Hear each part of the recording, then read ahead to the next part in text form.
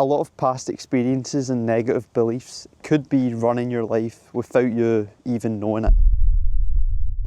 So I've spoken about what you can do physically to boost your mental state, and now I'm going to go over a few things that are more psychological. Now, it's important that these more mind-based techniques aren't replacing what you're doing physically. So I would say try to do everything I mentioned in my previous video and use these next tips as bonuses. So what psychological tips can you use to boost your mental health? Number one, increase your awareness. This is a skill of noticing your emotions and thoughts and learning how to just sit with them. It's about understanding that you aren't your thoughts and learning how to just be an observer of them.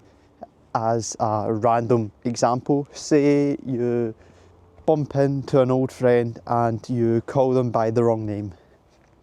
Someone who isn't very emotionally aware would maybe go about the rest of their day ruminating on the mistake they made. And this is something that could go on for days, of them just constantly thinking and replaying that situation in their heads. While on the other hand, if you're someone who has increased their awareness, negative thoughts about that situation might come up for someone who's more aware, but they wouldn't ruminate on it as much and it just basically wouldn't be as much of a big deal. The best way to increase your awareness is through things like meditation, journaling, but if you're wanting to just learn more about awareness in general, there's a book by Anthony DeMello called Awareness, and I would say that's a good place to start.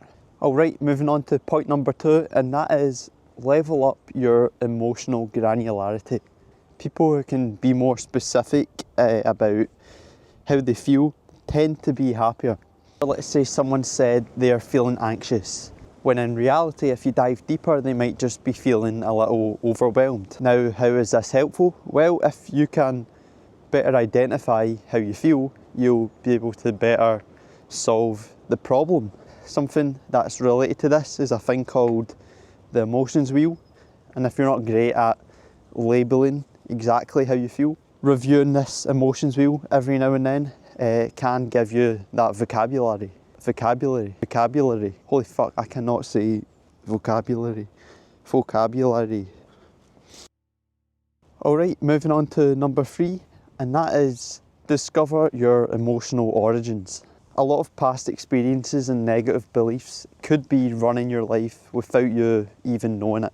This is something I mentioned in my second video, but there is the things you know, there's the things you know you don't know. For example, I know I don't know how to build an aeroplane. And then there's the things you don't know that you don't know. And these are the things that could be negatively or positively affecting your mental health.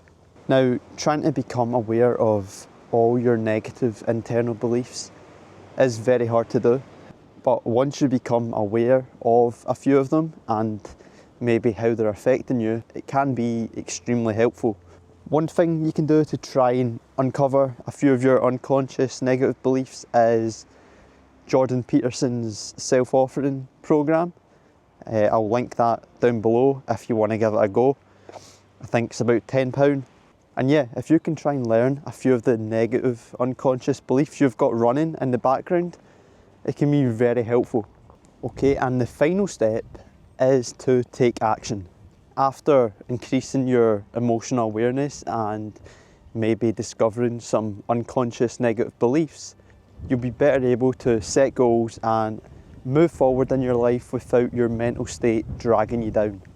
Now, obviously, I'm not a psychologist or doctor. I'm just someone who's filmed himself making noises with their mouth, and I've posted it on YouTube. You don't need to take anything I've said as advice.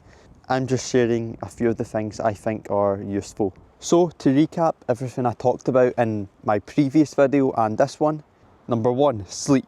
Get about 8 hours of sleep every night, and you can do that by going to bed at the same time every night. Number 2, light. Try to get some morning sunlight and just see how that makes you feel.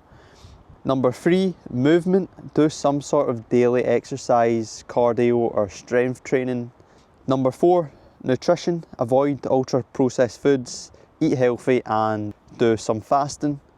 Number 5, social connection, be around people you like and avoid isolating yourself. Number 6, stress control, have tools in place to manage your stress, like the physiological sigh. I'll link a video down below about that. Number 7, emotional awareness, learn how to notice your emotions and negative thoughts.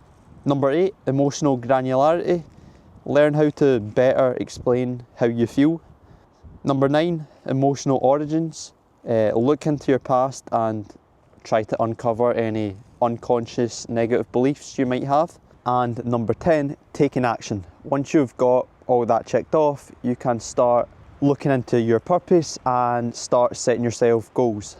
Now, I mentioned this in my previous video, but not a single person in the world will be able to optimise their mental health to a point where they're never unhappy. But if you can try to implement a few of the 10 things I've just mentioned, it's almost guaranteed that you'll experience less unhappiness.